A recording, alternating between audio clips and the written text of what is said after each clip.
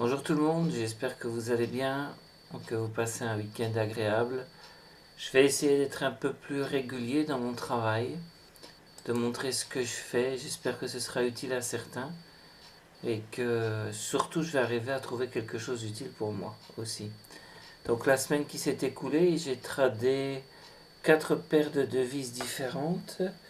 Au final, ça s'est révélé être à chaque fois un échec. Alors, je vais développer pourquoi ça s'est révélé être un échec et puis peut-être que sur Telegram vous me direz ce que vous en pensez si vous avez le temps de visionner la vidéo qui sera pas longue, je vous le garantis. Donc dans un premier temps, je me suis intéressé à l'AUD-CAD. Pour quelle raison? Bon, la dernière bougie ici ne nous intéresse pas, c'est la semaine écoulée. Mais il y avait un mouvement baissier. Et donc je me suis dit, tiens, j'avais envie. Le mouvement baissier qu'on retrouve ici, donc là, les dernières semaines, on le retrouve là. J'avais envie de trader la correction. J'avais envie d'essayer ça. Et donc, si je mets le graphique en 1 heure, je trouve que c'est plus clair. Pour arriver à faire ça, comme je ne suis pas devant mon PC devant la journée, je place des alertes. Et par email, je suis prévenu des mouvements du cours, d'accord? Et donc, en fait, il y avait une alerte qui était placée ici. Et vous voyez, il y a une correction qui s'est faite là. Et je suis rentré ici au moment de l'alerte.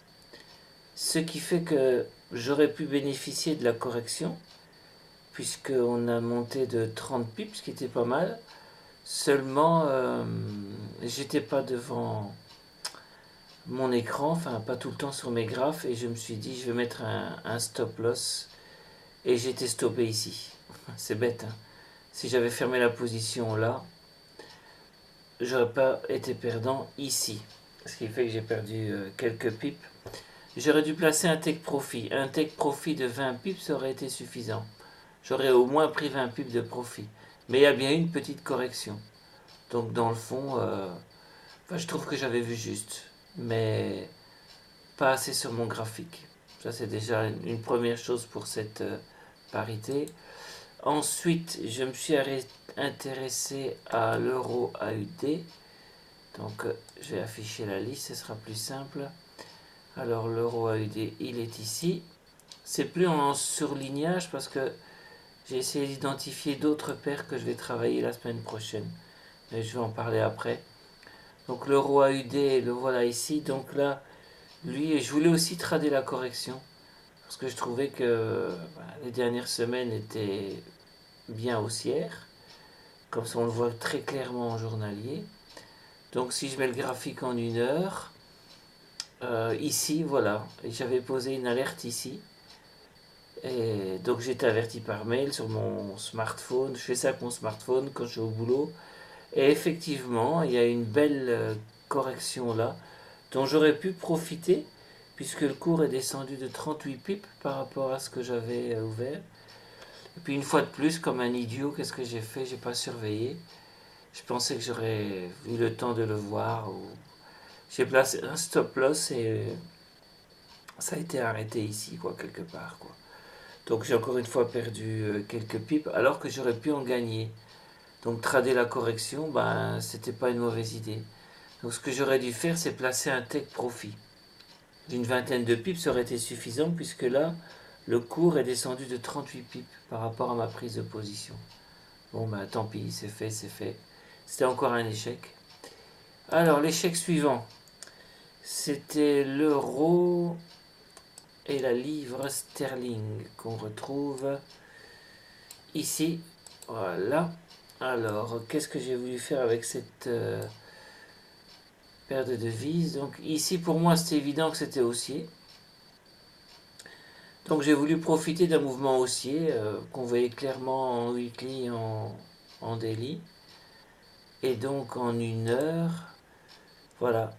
Je suis rentré ici, à l'alerte, vous voyez. Et puis, comme un idiot, j'ai encore une fois placé un stop loss. Je l'ai placé beaucoup trop serré en fait. Je l'ai placé à une dizaine de pips. Donc j'étais stoppé assez vite. Alors qu'en fin de compte, si j'avais laissé courir les choses, on voit clairement quand même que c'est haussier. Hein.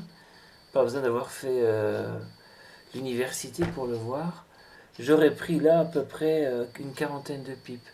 Donc de nouveau, j'aurais dû placer un take profit, ce que j'ai pas fait. Excusez-moi. Donc, je sais pas, je trouve que j'avais encore une fois vu juste. C'est le stop loss qui m'a encore une fois berné.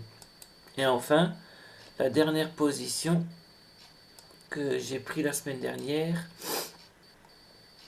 elle est ici, le GPB-CAD, voilà, c'est celle-là. Là, très clairement, il y avait un mouvement baissier, on le voit bien en weekly, en journalier aussi. Donc j'ai voulu me placer à la vente, ce qui n'aurait pas été mal non plus. Et là, c'est assez triste aussi parce que, encore une fois, mon alerte, faites pas attention à ceci. Hein. J'ai mis ça comme ça pour voir en démo, mais je ne sais pas l'effacer parce que les cours sont fermés. C'est Alex qui m'a conseillé d'ouvrir des positions en démo pour que IG me laisse tranquille, donc j'ai fait ça. Enfin bref, je me suis lancé là, je me suis mis à la vente. C'était une super idée, sauf que il y a eu cette petite correction ici qui a dégagé mon stop loss. Sinon, en fait, le cours par rapport à mon entrée dans le marché, il est descendu à 189 pips. Donc bon, j'aurais jamais placé un take profit si bas, mais bon, il y avait moyen de faire du profit. Et flûte, je suis encore une fois passé à côté. Donc j'avoue qu'avec les stop loss, j'ai bien envie de plus en mettre, ou alors de les mettre très loin, quoi. Mais je les ai mis à chaque fois trop serrés, j'étais à 10, 15 pips, je pensais que c'était suffisant. Mais là, remarquez que le cours par rapport à ma prise de position, il est quand même monté de 86 pips. Hein. Donc très honnêtement, je ne me voyais pas placer un stop loss à plus de 80 pips. Donc qu'est-ce qu'il fallait faire? Certains disent que c'est un attrape-nigo les stop loss. J'ai déjà lu ça, je sais pas. En tout cas, voilà, je me suis fait avoir bêtement. Et la dernière position, je ne l'ai pas fermée, celle-là. Elle est toujours en cours parce que je suis persuadé d'être dans le bon. On va aller la chercher. C'est celle-ci, c'est l'euro avec le dollar néo-zélandais. En fait, là, j'ai ouvert une position à l'achat. Parce qu'on voit bien ici au weekly que on est haussier. On est haussier, c'est vraiment très clair. Hein. Après tout, c'est pas très compliqué. Hein. Et attendez, il faut que ce soit plus clair. Ah, flûte, j'ai oublié d'indiquer où est-ce que je suis rentré. On le voit pas en 1 heure. En 4 heures, c'est plus clair. Ah, il faut le temps que ça vienne. Hein. Voilà. Et je suis rentré à peu près... attendez, je suis rentré à peu près ici. Voilà. Là, je suis rentré à peu près là. J'ai oublié de l'indiquer. Donc, pour moi, la position est haussière, donc je vais la garder, tout simplement.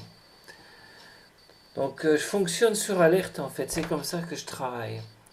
Alors, pour vous expliquer mes plans pour la semaine prochaine, parce que comme je vous l'ai dit, je vais essayer d'être plus régulier dans ce que je fais, dans mon travail, d'être un peu plus sérieux quand même.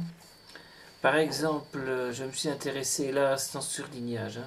Ce qui est en surlignage, c'est bon, c'est ce que je vais garder. À l'AUD euro, ici j'ai mis une alerte parce qu'il me semble que là, en weekly, on a une zone de résistance. Vous voyez. Donc, si on la dépasse, eh ben, ça peut devenir intéressant à surveiller et acheter un coup d'œil. Voilà. C'est pour ça que j'ai mis celle-là en surveillance. J'ai aussi placé l'AUD-USD, celui-ci, et j'ai oublié de le mettre en surlignage. Voilà, comme ça c'est fait. Alors, pour quelle raison? C'est pareil, on a une tendance baissière, c'est évident. Donc je mets des alertes, en espérant d'être alerté à temps, enfin de le voir à temps quand je suis au boulot. Je fais plus de 8 à 10 heures par jour de travail, donc j'espère que ça va me réussir. L'euro et le dollar néo-zélandais, je ne vais pas revenir dessus puisque je vous l'ai montré. Et alors celle-ci aussi, je me suis intéressé, c'est pareil. On a une tendance baissière et je me dis, bon, peut-être que là aussi, ça peut être comme une zone de résistance à surveiller. J'ai placé des alertes. Enfin, j'ai fait ça pour plusieurs parités. Je ne vais pas tous les passer pour pas vous embêter avec mes petites recherches. Mais voilà, c'est comme ça que je travaille, quoi. Peut-être, allez, la dernière, allez, celle du bas, hop, c'est celle-ci. Pourquoi est-ce que j'ai fait ça ici maintenant, tiens. Ah oui, j'ai voulu placer des alertes là parce que je me suis dit, on est dans une espèce de gigantesque range ici en weekly. Et pourquoi pas, ça peut être intéressant d'être averti si ça sort ou si ça descend. C'est comme ça que je travaille, avec des alertes. Donc maintenant, pour moi, la difficulté, c'est de placer des stop-loss à des endroits intéressants. En tout cas, la semaine à venir, je vais travailler avec des take profits pour essayer au moins d'avoir une semaine en boni, quoi. Je vais essayer ça. J'avais pensé travailler avec les stop suiveurs, mais bon, je vais pas le faire, quoi. Je vais essayer cette méthode-là la semaine suivante. Bon, j'utilise le triptyque d'Alex à moitié, j'ai envie de dire, parce que forcément, les plus petites unités de temps, je m'y intéresse pas. Je trouve qu'avec les 3 premières parties du triptyque, j'ai une idée de la tendance et je pense que ça peut m'aider à rentrer et à faire des bons choix. En tout cas, je verrai ça la semaine prochaine, quoi. Je me sers pas du RSI, je me sers pas des moyennes mobiles, je me sers vraiment que des graphiques. Et j'espère que ça fonctionnera. Enfin voilà, j'espère que cette petite vidéo vous a pas saoulé ni pris trop de temps. J'aimerais bien voir les vôtres. Après tout, on est ici pour apprendre, donc n'hésitez pas. J'imagine que je ne suis pas le seul à avoir un emploi du temps chargé et à pas être souvent devant son PC. Donc j'aimerais vraiment beaucoup voir comment vous faites. Même vos échecs, hein. Moi j'ai plein d'échecs, ça me dérange pas de vous en faire part, donc allez-y franchement, quoi. Ça va? Et au passage, merci Alex de chercher une solution sur le forum pour nous aider à trouver une méthode simple.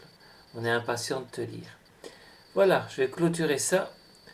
C'est moi qui prépare le souper du soir, donc je vous laisse tous et je vous souhaite une bonne soirée, un bon week-end. Bye bye.